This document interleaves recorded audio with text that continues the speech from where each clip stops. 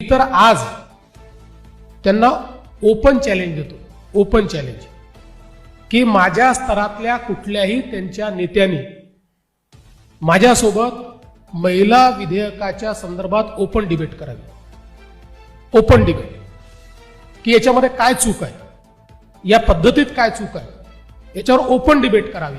ते करणार नाहीत, करू शकत नाहीत.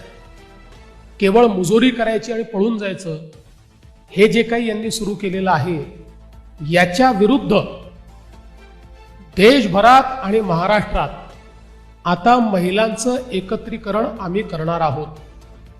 आम्ही ठरवलंय की अशा पद्धतीनं जर महिलांच्या अधिकाराची भ्रूण हत्या होत असेल तर त्याच्या विरुद्ध लोकशाहीमध्ये जनमताचा रेटा ज्या दिवशी लक्षात येईल की आता महिलांना आपण तोंड दाखवू शकत नाही, महिलांना उत्तर देऊ शकत नाही, त्या दिवशी ही सर्व पक्ष वटणीवर येतील आणि महिला आरक्षण विधेयकाला हे मान्यता देतील.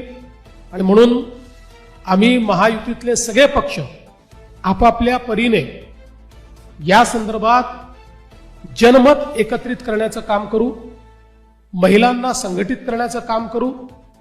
महाराष्ट्रातनं 1 कोटी महिलांच्या सह्या या आम्ही गोळा करणार आहोत या बिलाच्या समर्थनार्थ. त्यासोबत तालुका स्तरापर्यंत मोठ्या प्रमाणात जनजागृती करणार आहोत. उद्या भारतीय जनता पक्षाने एक या संदर्भातला मेळावा बोलवलेला आहे.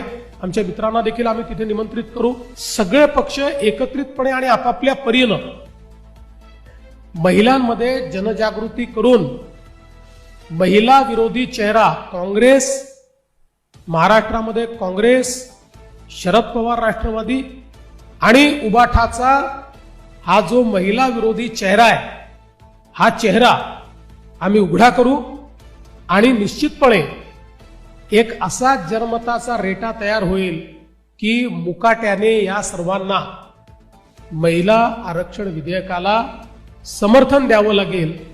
त्या दृष्टीने आजपासनं आमचा निर्धार हा सुरू झालेला आहे आणि तो जोपर्यंत महिलांना आरक्षण मिळत नाही, जोपर्यंत लोकसभा आणि विधानसभेमध्ये महिलांना आरक्षण मिळत नाही, तोपर्यंत आता आम्ही स्वस्थ बसणार नाही.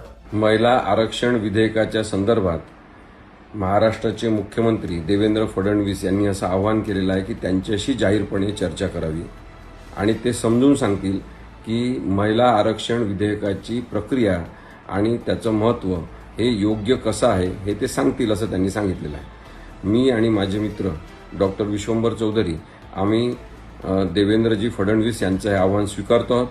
महाराष्ट्रातल्या कोणत्या शहरामध्ये, कोणत्या चौकात, किती वाजता असा जाहीर संवाद, वादविवादाचा कार्यक्रम किंवा डिबेट ते ठेवतील हे त्यांनी आम्हाला कळवावं. आम्ही महिला आरक्षण विधेयक आणि त्या संदर्भात भारतीय जनता पक्ष राष्ट्रीय स्तरावर जो खोटारडेपणा मिरवत आहे त्याचा फोलपणा आम्ही अर्धा तासात समाजासमोर मांडू शकतो.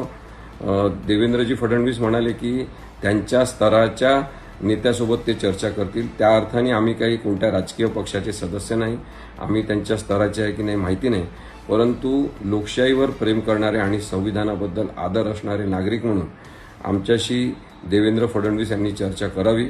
त्यांचं जाहीर आव्हान आम्ही स्वीकारतो.